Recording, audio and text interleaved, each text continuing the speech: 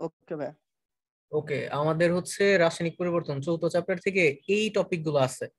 হ্যাঁ, রাসায়নিক বিক্রিয়ার সাম্যাবস্থা, সাম্যাবস্থার গতিশীলতা, লাসাতিলের নীতি, বিক্রিয়ার সাম্যাবস্থায় তাপচাপ ঘনমাত্রার প্রভাব।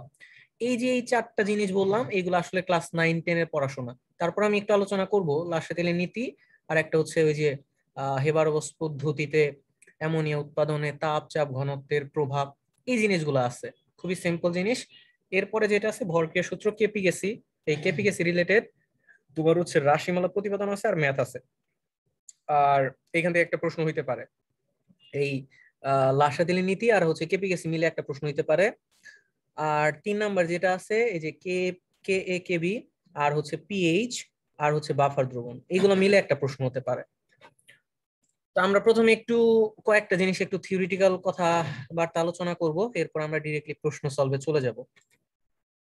আচ্ছা,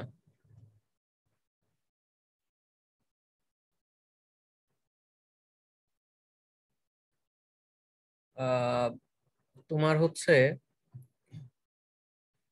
আমরা লাসাতিলের নীতি তো মোটামুটি সবাই জানি, তাই না? লাসাতিলের নীতি কি আলোচনা করা দরকার আছে? লাসাতিলিয়ান নীতি আলোচনা করা দরকার আছে? জি না ভাই, আচ্ছা, আলোচনা করা দরকার। লাগবে না ভাই। ওকে, আচ্ছা, কেপিকেসি রিলেশনটা তো আমরা জানি, তাই না? কেপি কি, কেপিটা কি, একটু রেসপন্স করো। হ্যাঁ, যে জিনিসগুলো জানো ওগুলো আমি আলোচনা করব না। কেপি কি? কেপি আংশিক চাপ না ভাই? হ্যাঁ, কেপি হচ্ছে আহ আংশিক চাপের সাম্য ধ্রুবক। কেপি হচ্ছে আংশিক চাপের সাম্য ধ্রুবক।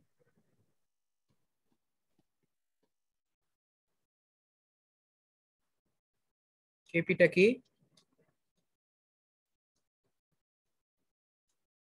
আংশিক চাপে সাম্য ধ্রুবক।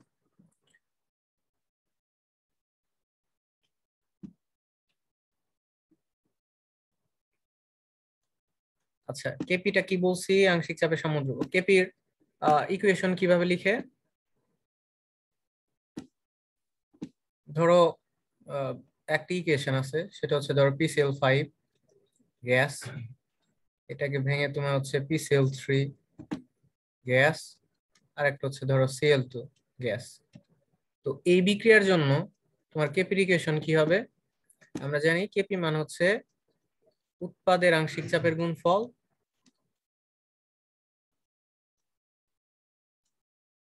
উৎপাদের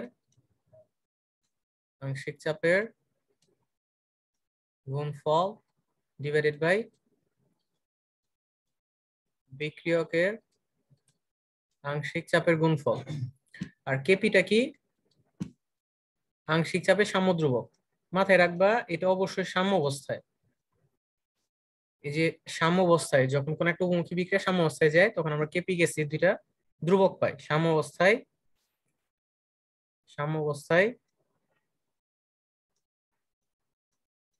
আংশিক চাপে সাম্য ধ্রুবক।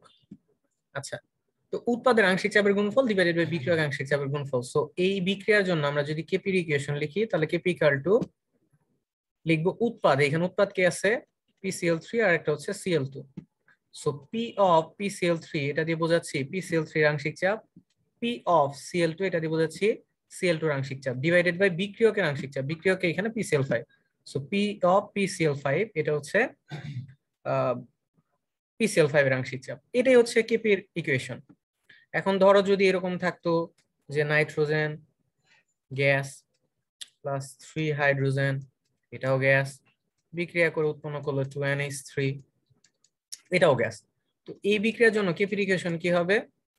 তাহলে উৎপাদের আংশিক চাপ, তাহলে P of NH3 square, square হবে কেন?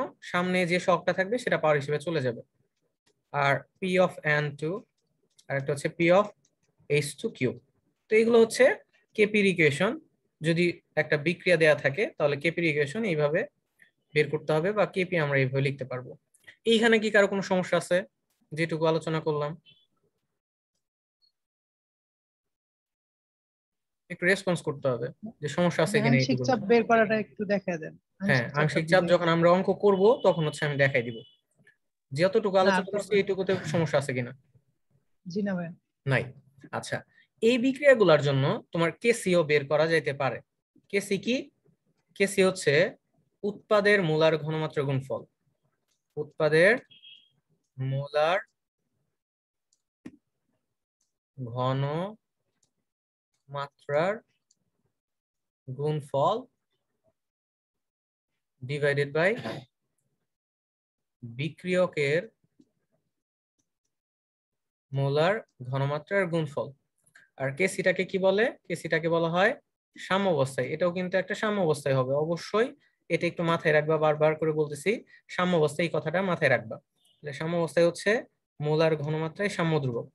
মোলার ঘন মাত্রায় সাম্য ধ্রুবক। তাহলে আমি যদি এই বিক্রিয়ার জন্য কেসির ইকুয়েশন লিখতাম, তাহলে কেসি ইকুয়ালস কি হবে? উৎপাদের মোলার ঘনমাত্রা গুণফল। তাহলে উৎপাদে এখানে কে আছে? PCl5। তাহলে মোলার ঘনমাত্রাকে লিখা হয় থার্ড ব্র্যাকেট দিয়ে, তাহলে third bracket of PCl3 into third bracket of Cl2। তাহলে উৎপাদের মোলার ঘনমাত্রা গুণফল ডিভাইডেড বাই বিক্রিয়কের মোলার ঘনমাত্রা গুণফল third bracket of PCl5। Similarly আমি এই বিক্রিয়ার জন্য যদি কেসির ইকুয়েশন লিখি, তাহলে আমাদের দাঁড়াবে কি? উৎপাদের মোলার ঘনমাত্রা মানে থার্ড ব্র্যাকেট অফ উৎপাদ হচ্ছে NH3, NH3 ঘনমাত্রা সামনে 2 আছে, সেগুলো পাওয়ার হিসেবে চলে যাবে। তাহলে বিক্রিয়কের মোলার ঘনমাত্রা গুণফল third bracket of N2 third bracket of H2 and Q। তো এটাই হচ্ছে কেপিকেসি বের করার সূত্র। এখন প্রশ্নে যদি তোমার হচ্ছে এই ঘনমাত্রাগুলো দেয়া থাকে, তাহলে আমরা বের করতে পারবো। প্রশ্নে যদি এই জিনিসগুলো দেয়া থাকে তাহলে আমরা কিন্তু ইজিলি বের করতে পারবো। এটা হচ্ছে কেপি কেসি গেল। আর একটা হচ্ছে কেপির সাথে কেসি রিলেশন হচ্ছে KP equal to KC RT to the power del n. তো কেপি জানি, কেসি জানি, আর হচ্ছে মোলার গ্যাস ধ্রুবক, যার ভ্যালু হচ্ছে 0.0821 লিটার অ্যাটমসফিয়ার পার মোল পার কেলভিন। আর টি হচ্ছে কি? কেলভিনে তাপমাত্রা, কেলভিনে তাপমাত্রা। আর ডেল এনটা হচ্ছে উৎপাদের মোট মোল, উৎপাদের মোট মোল সংখ্যা মাইনাস বিক্রিয়কের মোট মোল সংখ্যা, বিক্রিয়কের মোট মোল সংখ্যা। তো এটা কিভাবে বের করব? আমরা যদি হচ্ছে এর আগের বিক্রিয়াটাই চিন্তা করি, এই বিক্রিয়াটার কথা যদি চিন্তা করি, এই বিক্রিয়া ডেল এন এর মান কত হবে বলো তো? এই বিক্রিয়ায় নাইট্রোজেন প্লাস 3 অণু হাইড্রোজেন 2 অণু NH3, এটাও গ্যাস, এটাও গ্যাস, এটাও গ্যাস। তাহলে এই বিক্রিয়ায় ডেল এন এর মান কত হবে? -2 হবে। -2 হবে। Very good. কিভাবে? উৎপাদের মোট মোল, উৎপাদ কত আছে? 2 মোল, মাইনাস বিক্রিয়কের মোট মোল। তাহলে এখানে আছে 1, এখানে আছে 3, তাহলে 1 + 3 which is 2 - 4 which is -2। তাহলে এই বিক্রিয়া হচ্ছে ডেল এন এর মান হচ্ছে কি? -2। আচ্ছা, তাহলে একটু সুন্দর করে উত্তর দাও তো, এই বিক্রিয়ায় কেপি এবং কেসির মধ্যে কোনটা বড়? এই বিক্রিয়ায় কেপি বড় নাকি কেসি বড় বলো? কেপি বড় হবে। এই বিক্রিয়ায় কেপি বড় হবে। কিভাবে? একটু রেসপন্স করতে কেপি হবে। ইজ হ্যাঁ, ইকুয়াল টু কেসি এর সাথে আরটি এর উপরে আবার পাওয়ার আছে, তাহলে আচ্ছা আমরা আরটি একটু কি দেখি করবে? তাহলে। KP equal to KC RT to the power del n, del n মান কত? -2। তাহলে এখান থেকে আমরা দেখতে পাচ্ছি কেসি RT স্কোয়ার। আচ্ছা, এখন কথা হচ্ছে যে এখানে যদি একটু খেয়াল করো, এখানে যে এই RT আছে, এই RT-র ভ্যালুটা সবসময় হচ্ছে 1 এর চেয়ে বেশি হয় নরমালি।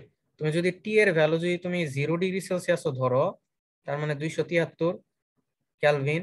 সো 273 ইন্টু আর, আর এর ভ্যালু হচ্ছে 0.0821, এগুলো যদি বসাও তাহলে আলটিমেটলি এটার ভ্যালু যেটা আছে এটা 1 এর চেয়ে বড় হয়। বিশ্বাস না হলে ক্যালকুলেশন করে দেখো, এবং এটাকে স্কোয়ার করলে ওইটাও আলটিমেটলি 1 এর চেয়ে বড় হয়। সো বড় যদি হয় কোনো কোনো কিছুকে, অর্থাৎ কেসি কে 1 এর চেয়ে বড় কোনো সংখ্যা দিয়ে যদি ভাগ করা হয়, হ্যাঁ, তাহলে কেপি যে মানটা আছে এই মানটা তোমার কমে যাবে, এই মানটা কমে যাবে। আবার বলতেছি, RT-র মানটা সবসময় কি হয়? 1 এর চেয়ে বড় হয়, ঠিক আছে। সো বড় কোনো, এই যে আরটি এর মানটা যেহেতু বড়, বড় কোনো সংখ্যা দিয়ে যদি আমরা কোনো কিছুকে ভাগ করি তাহলে তার মানটা কমে যায়। সো এই বিক্রিয়ায় কেপির মানটা কেসির তুলনায় হচ্ছে কি কম। এই সবাই কি বুঝছো এই জিনিসটা? জি ভাইয়া বুঝছি। আচ্ছা, যদি বুঝে থাকো তাহলে ধরো আমি একটা বিক্রিয়া লিখতেছি N2O4 2NO2। এই বিক্রিয়ায় কেপি এবং কেসি এর মধ্যে কোনটা বড় বলো? কেপি বড় নাকি কেসি বড়? কেপি বড়। আহ, হ্যাঁ, কেপি বড়। কেপি বড় এটাতে। এটাতে কেপি বড় কেন? কারণ ডেল এন এর মান কত এখানে? 2 - 1। 1। আচ্ছা, এইখানে একটা জিনিস মাথায় রাখবা, এই ভৌত অবস্থাগুলো অবশ্যই মেনশন করে দিবে, গ্যাস নাকি লিকুইড, অ্যাকুয়াস এবং গ্যাস যদি দেয়া থাকে প্রশ্নে, সেগুলারই মোল সংখ্যা কাউন্ট হবে, মোল কাউন্ট হবে, ঠিক আছে।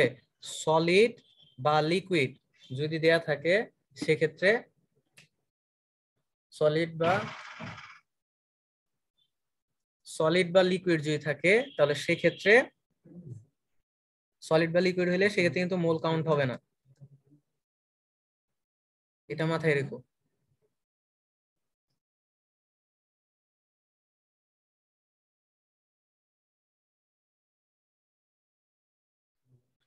সো এটা একটু মাথায় রাখবা, সলিড সলিড এবং লিকুইড থাকলে সেক্ষেত্রে কিন্তু মোল কাউন্ট হবে না, অ্যাকুয়াস এবং গ্যাস যদি বলা থাকে সেক্ষেত্রে মোল কাউন্ট হবে। তো এই বিক্রিয়ার ক্ষেত্রে ডেল এন মান হচ্ছে 1। আলটিমেটলি এইখান থেকে দাঁড়াবে KP equal to KC R T 1। So R টির মান একের চেয়ে বড়, তো কেসির সাথে গুণ করলে কেপির মানটা বড় হয়ে যাবে। সো এই বিক্রিয়ার জন্য কেপি ইজ গ্রেটার দেন কেসি। বুঝতে পারছো? জি ভাইয়া বুঝতে পারছি। ওকে।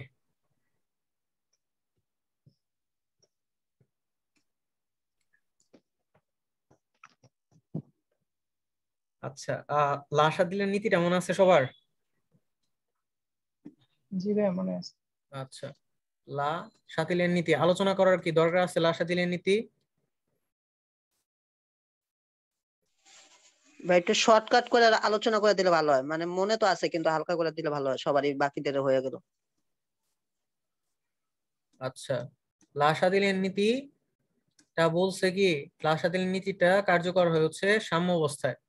তো সাম্য অবস্থায় তোমার হচ্ছে যদি তিনটা জিনিস, একটা হচ্ছে তাপমাত্রা, চাপ, ঘনমাত্রা, আর একটা হচ্ছে প্রভাবক, তো এই চারটা জিনিস, তো এইগুলা যদি পরিবর্তন করা হয় তাহলে সাম্য অবস্থার আহ পরিবর্তন হবে। এখন সাম্য অবস্থার পরিবর্তনটা হবে কিভাবে? হয় বিক্রিয়াটা ডান দিকে যাবে অথবা বাম দিকে যাবে। তো ডান দিকে বা বাম দিকে গিয়ে তোমার হচ্ছে এই যে ফ্যাক্টর গুলো আছে, তাপমাত্রা, চাপ, ঘনমাত্রা, এইগুলার প্রভাবগুলো প্রশমিত হয়ে যাবে। লাসাদিলের নীতির কথাটাই হচ্ছে যে কোনো একটা রাসায়নিক সাম্য অবস্থা যদি কোনো একবার সাম্য অবস্থায় চলে গেল তাহলে সেটা আজীবন এইরকম সাম্য অবস্থাতেই থাকবে। হ্যাঁ, যদি না তাপমাত্রা, চাপ, ঘনমাত্রা এগুলো পরিবর্তন করা হয়। যদি তাপমাত্রা, চাপ, ঘনমাত্রা এগুলো পরিবর্তন করা হয় সেক্ষেত্রে রাসায়নিক সাম্যাবস্থা হয় সামনে যাবে অথবা পেছনে আসবে। সামনে বা পেছনে গিয়ে এগুলার প্রভাবকে প্রশমিত করে দিবে, করে দিয়ে আবার রাসায়নিক সাম্যাবস্থায় চলে যাবে। এটাই হচ্ছে লাসাতিলের নীতি। আর সাম্যাবস্থা মানে তো আমরা জানি, রাসায়নিক সাম্যাবস্থা মানে কি বলতো শান্ত শেখ? সম্মুখ বিক্রিয়ার পশ্চাৎ বিক্রিয়ার বেগ একই হবে। আচ্ছা, ভেরি গুড। রাসায়নিক সাম্যাবস্থা মানে হচ্ছে কি, সম্মুখ বিক্রিয়ার গতিবেগ, সম্মুখ বিক্রিয়ার গতিবেগ এবং হচ্ছে পশ্চাৎ বিক্রিয়ার গতিবেগ যখন সমান হয় সেটাকে বলা হয় রাসায়নিক সাম্যাবস্থা। ভেরি গুড, এগুলো জানো। তাহলে তাপমাত্রার প্রভাবটা আমরা জানি যে তাপমাত্রার প্রভাবটা দুই ভাবে কাজ হয়, একটা হচ্ছে তাপ উৎপাদী বিক্রিয়ার জন্য হয়, আর একটা হচ্ছে তাপহারী বিক্রিয়ার জন্য কার্যকর হয়। আচ্ছা, তাপ উৎপাদী বিক্রিয়ায় তাপমাত্রা যদি বৃদ্ধি করা হয় তাহলে বলো উৎপাদ বাড়ে নাকি কমে? উৎপাদ ভাই কমবে কমে। উৎপাদ কমে, কারণ কি বিক্রিয়া কোন দিকে যায়? পিছনের দিকে। বাম ভেরি গুড, দিকে। ওকে, সুন্দর। তাহলে তাপ উৎপাদী বিক্রিয়ায় তাপমাত্রা হচ্ছে বৃদ্ধি করা হলে উৎপাদ হ্রাস পায়। কেন? কারণ হচ্ছে বিক্রিয়া পেছনের দিকে গিয়ে তাপমাত্রার প্রভাবটাকে প্রশমিত করে দেয়। আবার তাপমাত্রা যদি কমানো হয় তখন কি হয়? উৎপাদ বৃদ্ধি পায়, কারণ কি বিক্রিয়া তখন কোন দিকে যায়? বিক্রিয়া সামনের দিকে যায়, ঠিক আছে। আর তাপহারী বিক্রিয়ায় তাপমাত্রা যদি বৃদ্ধি করা হয় তাহলে বিক্রিয়া কোন দিকে যায়? ডান দিকে, সামনের দিকে। সামনের দিকে, সো উৎপাদ বৃদ্ধি পায়, ঠিক আছে। আর তাপমাত্রা কমাইলে উৎপাদও কি হয়? হ্রাস পায়। হ্রাস পায়। আচ্ছা, এইখান থেকে দুইটা জিনিস একটু দেখাই দেই, সেটা হচ্ছে ভ্যান হফ সমীকরণ আছে, হ্যাঁ, ভ্যান হফ সমীকরণ। এখান থেকে দুইটা গ্রাফ আসতে পারে। একটা হচ্ছে ভ্যান হফ সমীকরণ। ভ্যান হফ সমীকরণটা কেউ বলতে পারবা?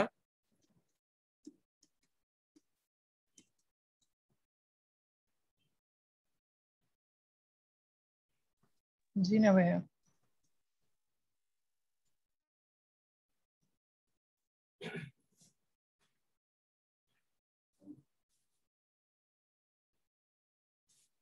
ভ্যান হফ সমীকরণ আমি কি ভুল লিখলাম?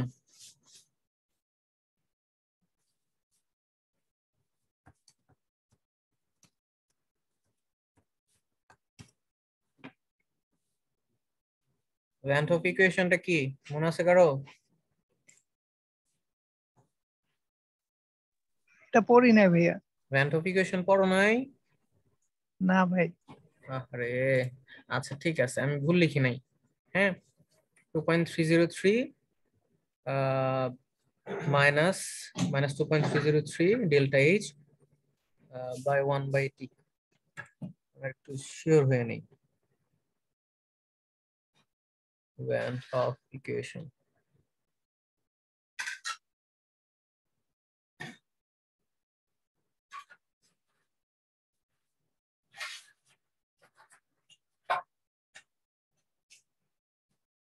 ঠিক আছে আমারটা।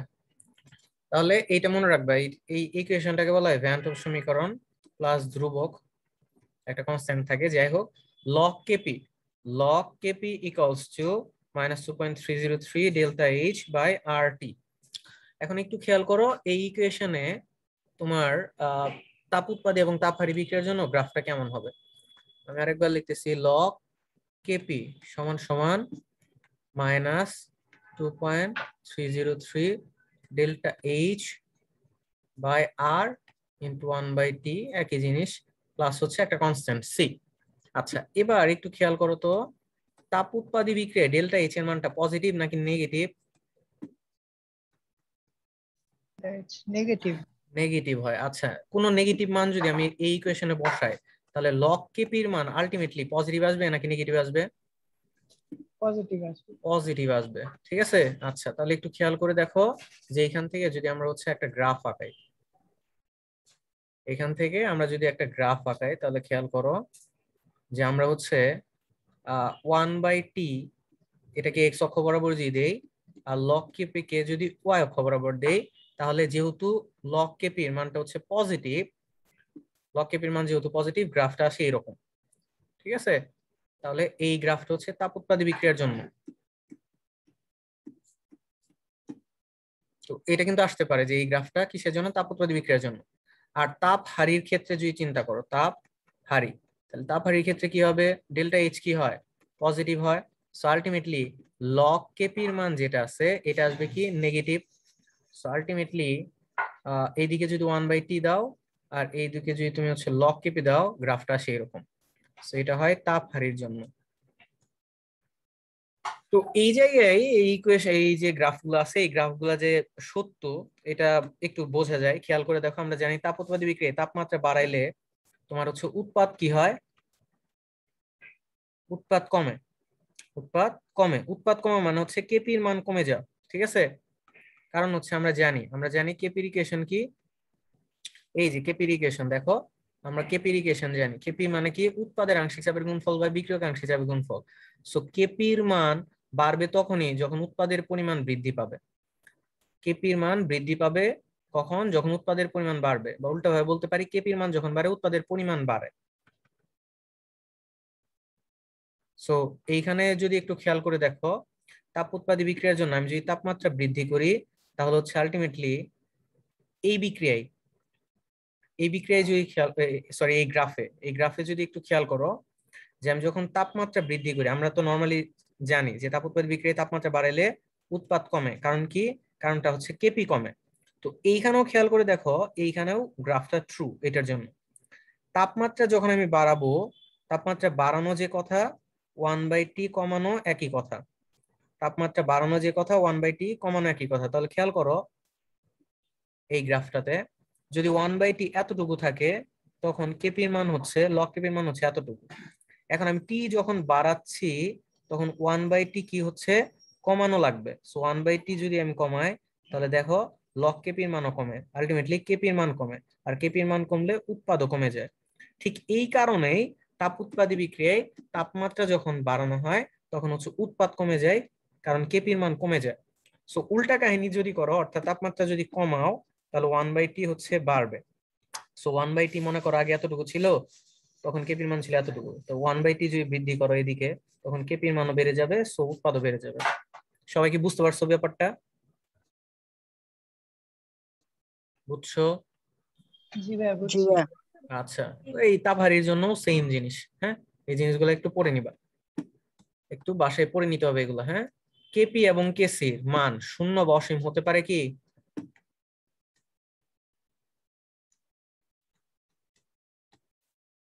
শূন্য বা অসীম হতে পারে কি? কেপি বা কেসির মান শূন্য বা অসীম হয়? রেসপন্স নাই কোনো? শূন্য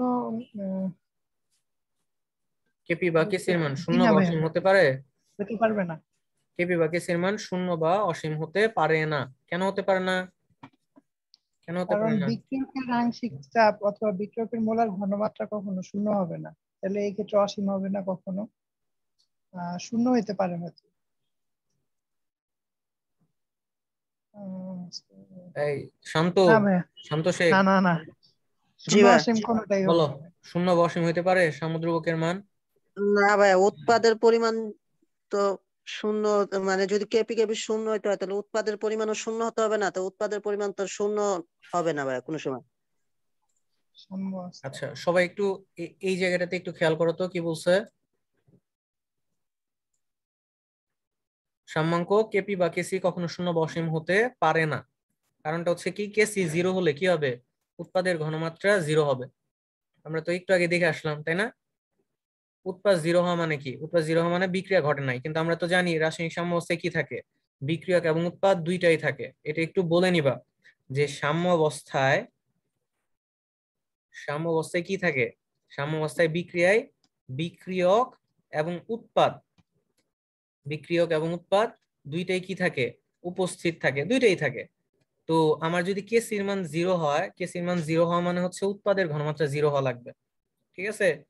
আর অসীম হওয়ার জন্য কেসির মান হচ্ছে অসীম হবে তখন যখন হচ্ছে বিক্রিয়ক ঘনমাত্রা জিরো হবে, ঠিক আছে? আমরা তো জানি কেপি বা কেসি ইকুয়ালস টু কি, উৎপাদের আংশিক চাপ বা উৎপাদের ঘনমাত্রা ডিভাইডেড বাই কি, বিক্রিয়কের আংশিক চাপ বা বিক্রিয়কের ঘনমাত্রা।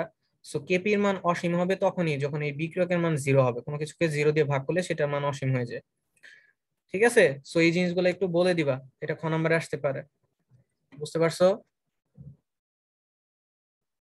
জি ভাইয়া বুঝছি। ওকে। আচ্ছা, আমরা হচ্ছে পিএইচ এর কিছু সূত্র দেখব। আচ্ছা,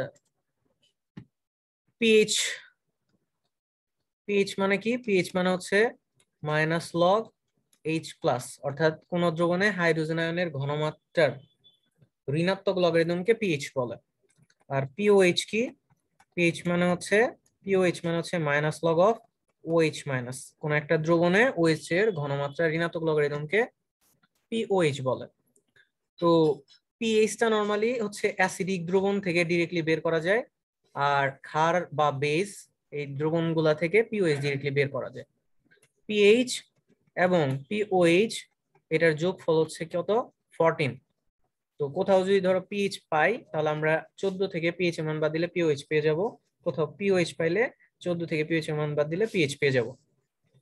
তো এই যে দুইটা ফর্মুলা আছে, এই ফর্মুলা দুইটা হচ্ছে তীব্র অ্যাসিড এবং তীব্র ক্ষারের জন্য, তীব্র অ্যাসিড এবং হচ্ছে তীব্র ক্ষার বা তীব্র বেস যেগুলো আছে এদের জন্য হচ্ছে এই সূত্রগুলা।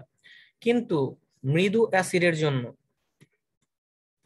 মৃদু অ্যাসিডের জন্য পিএইচ বের করার ফর্মুলা হচ্ছে pH equal to minus log alpha C, minus log alpha C, যেখানে আলফা কি? আলফা হচ্ছে বিয়োজন মাত্রা, আলফা হচ্ছে বিয়োজন মাত্রা, আর সি হচ্ছে ঘনমাত্রা। সি হচ্ছে ঘনমাত্রা, ঠিক আছে? আচ্ছা, এই ফর্মুলাটা আমাদের মুখস্থ রাখতে হবে, ঠিক আছে? মাথায় রাখতে হবে এই ফর্মুলা গুলো। আচ্ছা, আর একটা এখান থেকে আমরা নতুন একটা জিনিস শিখবো, কে এ। কে এ ইকুয়াল টু হচ্ছে আলফা স্কোয়ার সি, যেখানে কে এ হচ্ছে অ্যাসিডের বিয়োজন ধ্রুবক। এই জিনিসগুলা মাথায় রাখবা, অ্যাসিডের বিয়োজন ধ্রুবক, অ্যাসিডের বিয়োজন ধ্রুবক কে এ। কে এ হচ্ছে অ্যাসিডের বিয়োজন ধ্রুবক। তো এইখান থেকে একটু যদি খেয়াল করে দেখো যে কে এ ইকুয়াল টু হচ্ছে আলফা স্কোয়ার সি। তো এইখানে আমরা হচ্ছে যদি লিখি আলফা স্কোয়ার সমান সমান দাঁড়াবে হচ্ছে কে এ বাই সি। তো এইখান থেকে আলফা ইকুয়ালস টু আলটিমেটলি দাঁড়াবে root over K A by C, ঠিক আছে? তো এইখান থেকে আরেকটু কাজ করা যায়, সেটা হচ্ছে alpha C. Alpha C equals to কি করা যায় দেখো, আলফার মান হচ্ছে কত, root over K A by C into হচ্ছে C. So root over K A by root over C, আর সি কে লেখা যায় root over C into root over C. তো সি সি কাটা গেলে ultimately root over K A into root over C, এটাকে একসাথে লেখা যায় root over K A into C. তাহলে একটু খেয়াল করে দেখো, এখানে আছে আলফা সি, আলফা সির পরিবর্তে আমরা লিখতে পাই root over K into C. So এইখান থেকে আলটিমেটলি সূত্র আসে minus log root over K into C. তো পিএইচ এর এই সূত্রটা আমরা মুখস্থ করে ফেলবো, যে মৃদু অ্যাসিডের জন্য পিএইচ বের করার ফর্মুলা হচ্ছে pH equal to minus log alpha C বা minus log root over K into C, যেখানে আলফা হচ্ছে বিয়োজন মাত্রা, সি হচ্ছে ঘনমাত্রা, অ্যাসিডের ঘনমাত্রা, এবং কে হচ্ছে অ্যাসিডের বিয়োজন ধ্রুবক। এই মানগুলা ডিরেক্টলি দেয়া থাকবে প্রশ্নে, আমরা হচ্ছে ডিরেক্টলি বসিয়ে পিএইচ এর মান বের করতে পারবো। সবাই কি বুঝতে পারছো যতটুকু বলেছি? মৃদু ক্ষারের বেলাও সেম হবে? Right, very good question. মৃদু ক্ষারক বা মৃদু ক্ষার এর জন্য আমরা ডিরেক্টলি কি পাবো, পিওএইচ পাবো। সো পিওএইচ ইকুয়াল টু জন্য কি হবে, মাইনাস লগ আলফা সি, তার মানে হচ্ছে আলফাটা হচ্ছে বিয়োজন মাত্রা, কার বিয়োজন মাত্রা, ক্ষারের বিয়োজন মাত্রা, আর পিএইচ এর ক্ষেত্রে হচ্ছে আলফাটা হচ্ছে কি অ্যাসিডের বিয়োজন মাত্রা, অ্যাসিডের বিয়োজন মাত্রা। আর pOH equal to minus log alpha C, এখানে আলফাটা হচ্ছে ক্ষারের বিয়োজন মাত্রা, সি হচ্ছে ক্ষারের ঘনমাত্রা। আর এইখান থেকে ইচ্ছা করলে এইভাবে লেখা যায় মাইনাস লগ রুট ওভার কেবি ইনটু সি।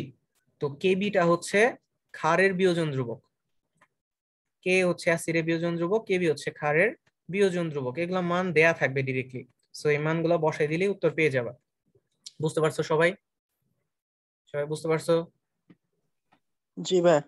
আচ্ছা, আমরা বাফার দ্রবণ অলরেডি পড়েছি তাই না? কালকে বাফার দ্রবণ পড়া হয়েছে না? আচ্ছা, জি তো ভাই। এই বাফার দ্রবণ থেকে একটা সূত্র আছে, খেয়াল করো, অম্লীয় বাফার দ্রবণ, অম্লীয় বাফার দ্রবণ। সো অম্লীয় বাফার দ্রবণে যদি আমরা পিএইচ ক্যালকুলেশন করি, তাহলে pH equal to pKa plus log লবণের ঘনমাত্রা ডিভাইডেড বাই অ্যাসিডের ঘনমাত্রা, ঠিক আছে? যেমন মনে করো এরকম আছে CH3 COOH প্লাস তোমার হচ্ছে